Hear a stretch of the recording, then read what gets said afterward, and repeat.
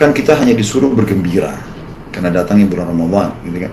Kalau itu yang Anda bahasakan biasa saja, dalam arti kata mungkin biasanya Anda bergembira berlebihan, mengirim kalimat-kalimat ucapan, sekarang tidak karena Anda lagi bersedih. Enggak ada hubungannya sama sekali. Kalau menurut saya itu sama sekali nggak ada hubungannya, ya. Jadi itu biasa saja gitu ya. Itu bukan hal yang berat gitu. Oleh seluruh dunia ya. Saya akan kontak orang-orang kita, orang Indonesia yang pernah jadi panitia pengajian di Amerika, di Eropa, di beberapa negara insya Allah.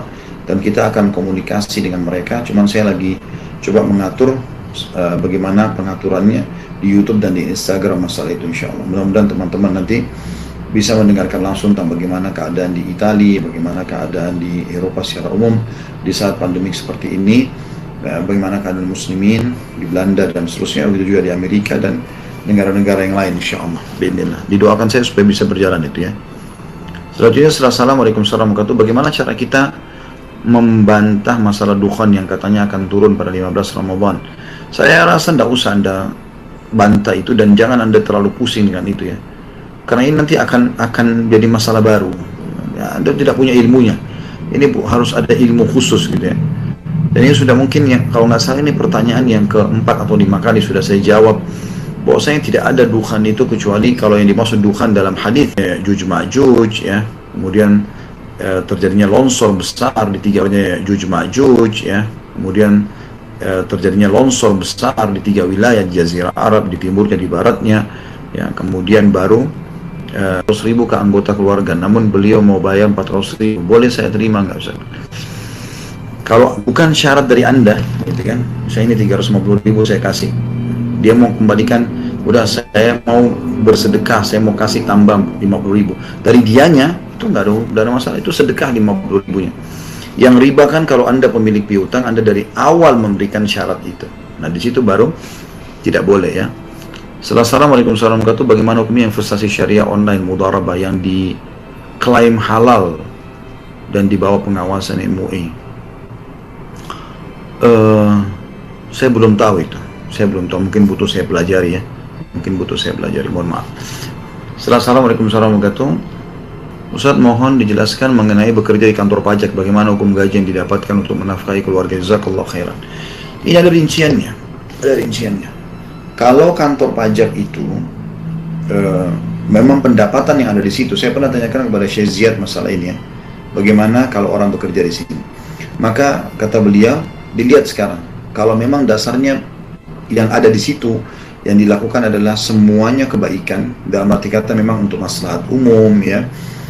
Tidak ada sama sekali korupsi, tidak ada penyalahgunaan dana itu, memang murni dana-dana itu dipakai untuk kebutuhan umum juga semuanya, maka halal di situ.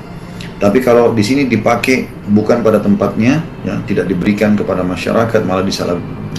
Bagaimana caranya dapat ampunan dari kedua orang tua yang sudah meninggal? Karena semasa hidupnya kita saling memarahi dan berkata kasar. Pertama, Anda istighfar dan berdoa kepada Allah Subhanahu wa taala, berharap semoga Allah maafkan kesalahan itu. Kemudian yang kedua, umum orang tua atau orang lain, kalau kita pernah buat salah dan dia sudah meninggal dunia, maka tugas kita adalah menyebut-nyebut kebaikannya. Ya. Kemudian bersedekah buat dia, melakukan amal-amal saleh untuk dia. Insya Allah dengan itu, mudah-mudahan Allah Subhanahu wa taala maafkan kesalahan kita, ya. Lalu bagaimana dengan Hamzah paman Nabi SAW?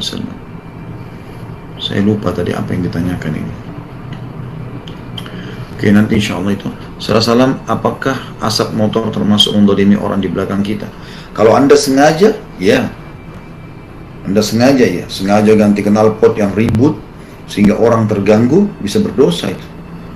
Anda sengaja tidak ganti oli sehingga akhirnya menjadi hitam, ya, polusi udara, Anda berdosa. Tapi kalau Anda tidak sengaja, maka tidak ada hukum di situ. Jadi jangan sampai mengganggu orang, ini menzalimi memang. Assalamualaikum warahmatullahi wabarakatuh. Pak Ustaz, saya mau nanya apa zakat bisa dicicil? Saya belum paham bisa dicicilnya seperti apa ini.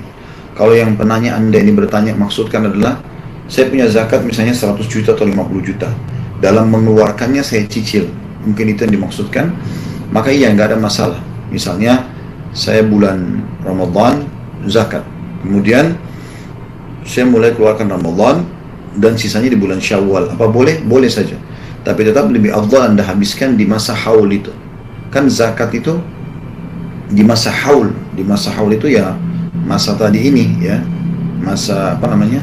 1 tahun ya. Jadi misalnya teman-teman kalau mau mengeluarkan zakat ada 2 syaratnya. Haul masa setahun dan nisab kadar minimalnya kadar harta itu. Sekarang kan menjelang Ramadan nih, berapa hari lagi insya Allah, semoga Allah mudahkan kita mencapainya dengan amal soleh.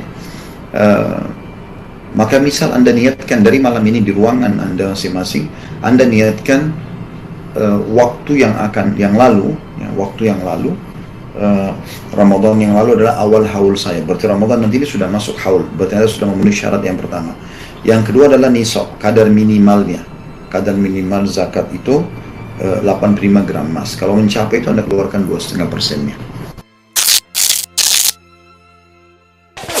Saya secara pribadi saya mengucapkan jazakumullah khairan. Terima kasih atas partisipasinya. Ingin ikut dalam ceramah kita ini, semoga ini jadi amal buat antum semuanya. Dukung channel-channel dakwah, sebarluaskan akhi dan ukhti agar bisa mereka dapat manfaat. Bagi teman-teman juga yang ada di YouTube, terus subscribe, ajak teman-teman, like lah.